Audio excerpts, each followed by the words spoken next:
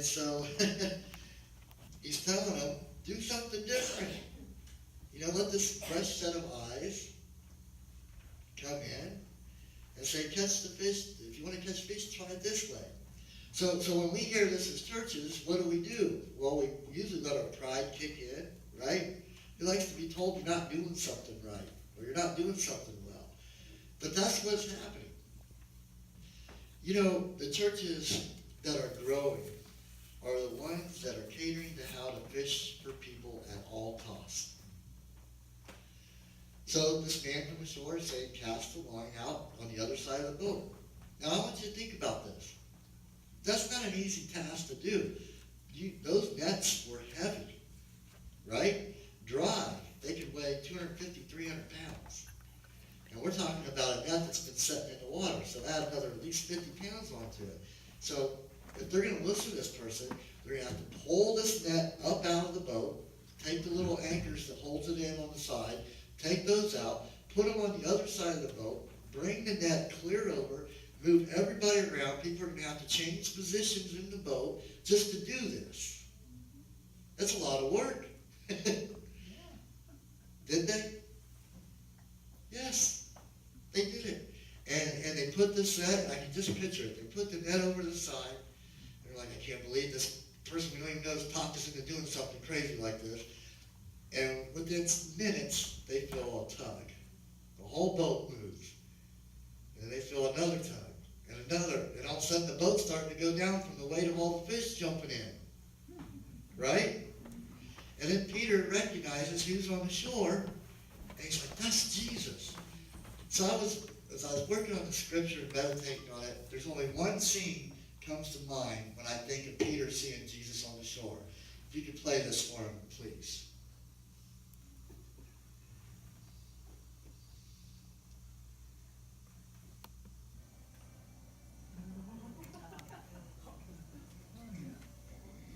Turn it up a little. It's going, dear.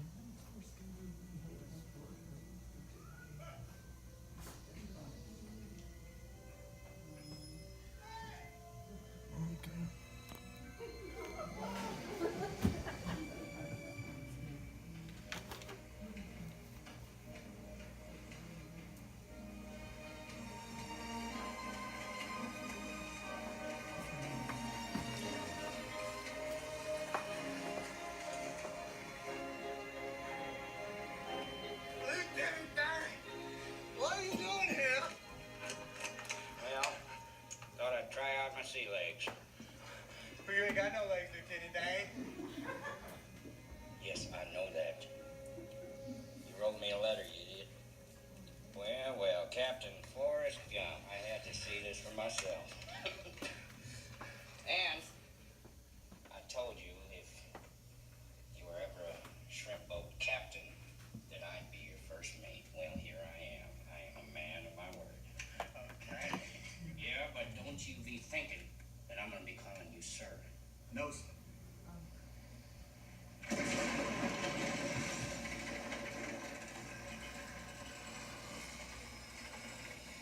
It's my boat.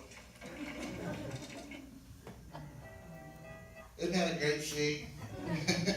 That's how I picture Peter. He didn't even care where he was at. He recognized it was Jesus, and he just jumped out and swam to shore. How many of us are willing to jump out of the boat and swim to Jesus, huh?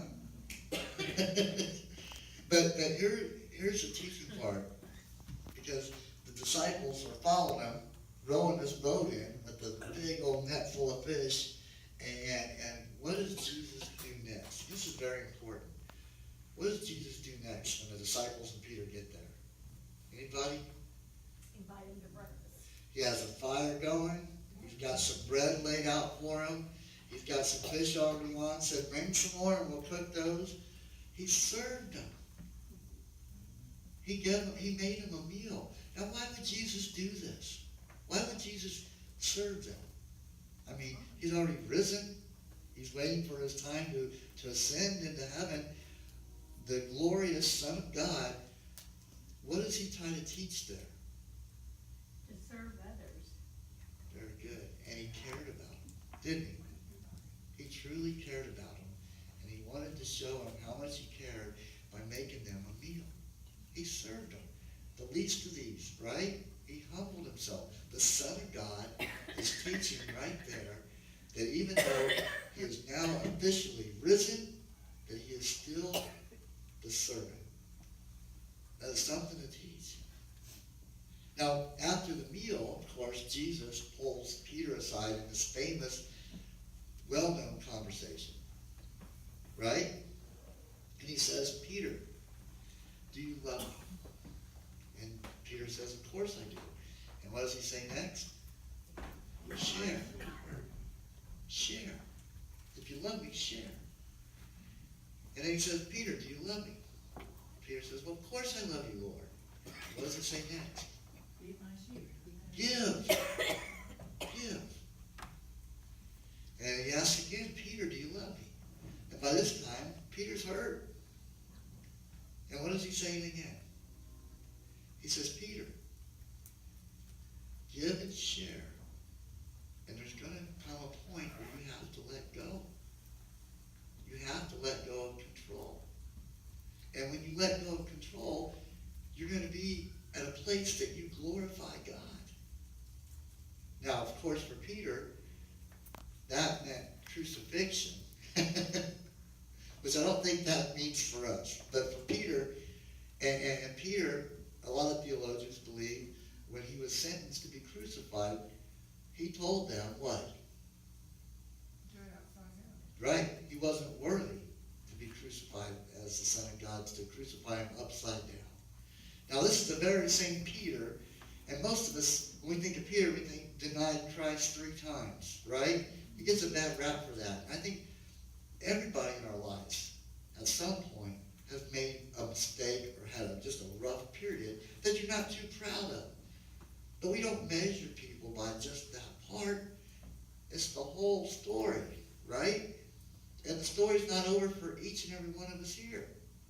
And so what God is trying to do here is teach Peter how to serve. Now, this is important because Peter ends up doing great things in the name of the Lord. He's the rock, the foundation, right? Just as Jesus told him, you will someday be my rock, my foundation. And so what does he do? He sends out the other 10 disciples to spread the word. But Peter is known throughout for bringing so many Judeos to Christ. That was his goal. He was to bring and convert Judeo people into the Christianity and teach them of the Son of God.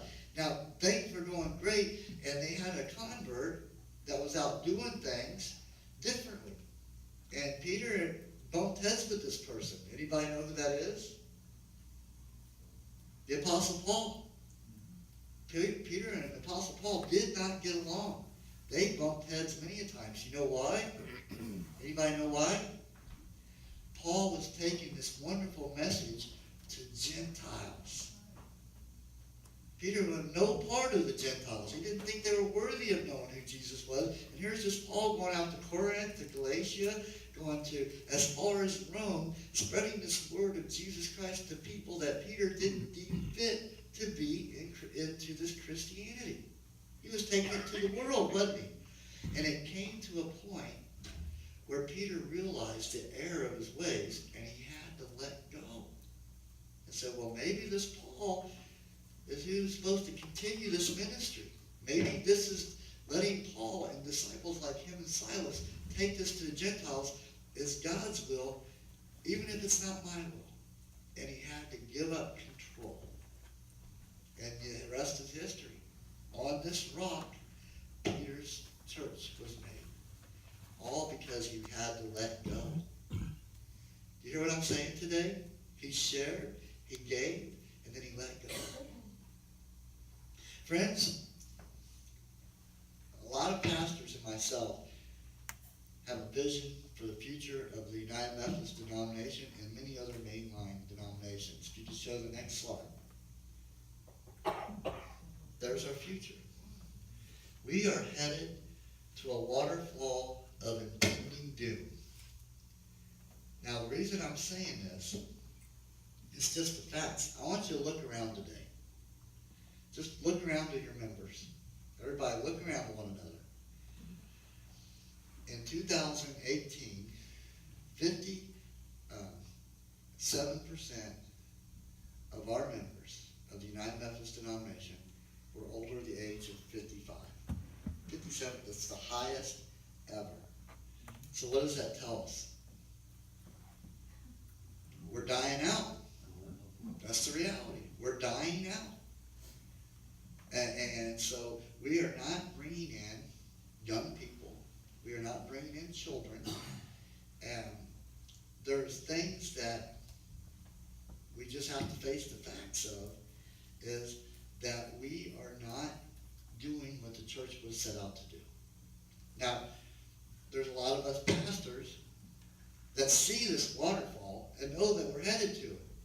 So what I'm trying to do, and many others are, we're paddling on one side, trying to get the boat to turn just to avoid hitting this waterfall that's coming. And so we're trying different things and trying to do things differently, and we're paddling. Sometimes some of us can get some others to help paddle and to turn, yet there's still people in the churches that are paddling on the other side or not paddling at all. And that's where we're at. That's where we as a church are at. And this is coming. It's just statistically the facts. So what happens is we lose churches. So there's only one hope, and that hope is that we change. Right? Now, as you looked around, some of you are probably saying, oh, here he goes with that change thing again. But I'm going to tell you something. If you want to keep the church the way you like it and the way you want it, we can. But that is a very selfish, self-centered move. And I want to tell you why. Because when your time comes, you're leaving that burden on to the next, to those that are remaining. When you go, if we don't change and try to be relevant, then you're passing that burden on to those that are left. More bills that they'll have to cover. So we have to ask ourselves, are we ready, like Peter, to let go of control? Look, we have to remind ourselves what the church is. Can you put up the next slide? We have to know this. It's all about you, making it not about you. That's the church. That's what Jesus is teaching. Look, my grandmother, she loved Lawrence Welk. She watched it on prime time. I remember as a kid, it was mandatory when I stayed there. I'd have to sit there and watch Lawrence Welk and then Hee Haw every Saturday night. She loved it. It was her favorite show. She even had albums that she would play on her phonograph and set out on the front porch of Lawrence Welk. Is Lawrence Welk still on TV? Yes.